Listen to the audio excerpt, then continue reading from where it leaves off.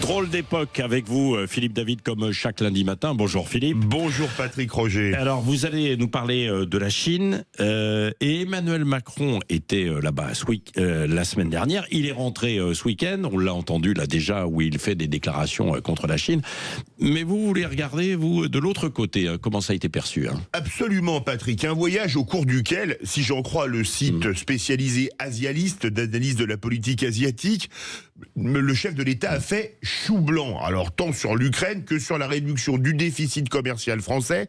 Un déficit commercial français avec la Chine qui a été de 47 milliards d'euros l'an dernier. Rendez-vous compte, la Chine vend pratiquement chaque semaine 1 milliard d'euros de plus de marchandises qu'elle en achète à la France. Le déficit est colossal. Alors, c'est une analyse réelle. Aucune avancée sur l'Ukraine, avec une fin de non-recevoir.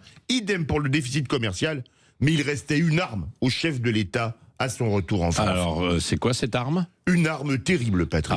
Une arme terrible, une interview dans le journal Les Échos. Vous imaginez que la Grande Muraille de Chine est en train de s'affaisser et qu'on tremble du côté de la cité interdite. Une interview dans laquelle Emmanuel Macron évoque notamment la possibilité, je cite, de décoopérer à l'égard des États-Unis et d'instaurer des droits de douane sur les produits chinois. Mieux, il en aurait parlé à Ursula von der Leyen.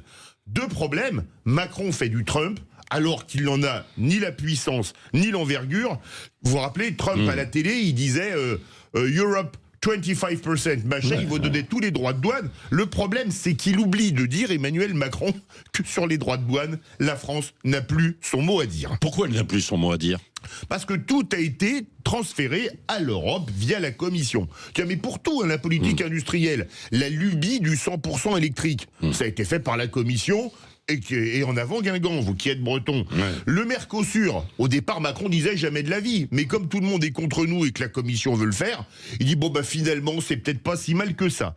Toute la politique commerciale est décidée à Bruxelles, rien à Paris. Macron, vous savez, c'est un peu le directeur des ventes qui fait des promesses délirantes à un client, en sachant parfaitement que la directrice commerciale Ursula von der Leyen et le patron Friedrich Merz diront non.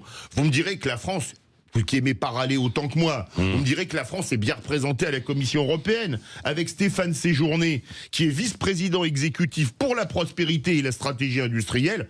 Il y a juste un seul problème. Stéphane Séjourné ne connaît rien à l'industrie, il a jamais travaillé dedans, puisqu'il a fait de la politique toute sa vie.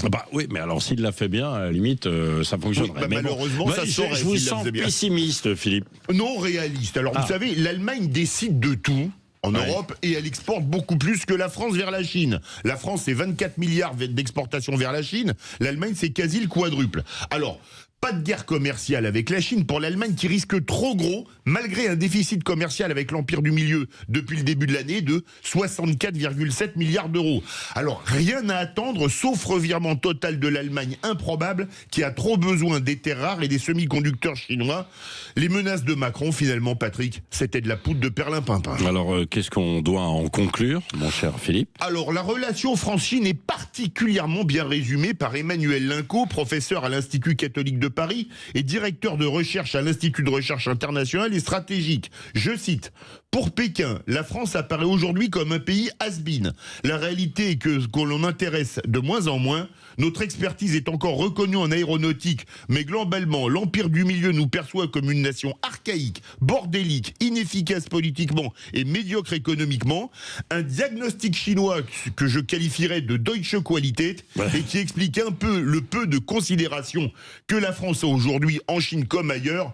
Drôle d'époque, Patrick, je dirais même plutôt triste époque. Bon, merci Philippe David. Je ne sais pas ce que vous en pensez. Est-ce que, évidemment, la Chine ou une certaine Chine a raison de voir la France dans cet état, avec cette vision donc d'une forme d'effondrement, d'effacement, un peu comme l'a dit Donald Trump. On va en reparler tout à l'heure dans le grand débrief après 8h30 avec vous et Françoise Degois. L'invité politique ce matin, bonjour Jean-François Aquili, tout à l'heure à 8h15 sur Sud Radio. François-Xavier Bellamy, député européen Les Républicains, chef de file LR au Parlement européen. Nous parlerons évidemment de Macron et de la Chine, de cet effacement annoncé par Donald Trump.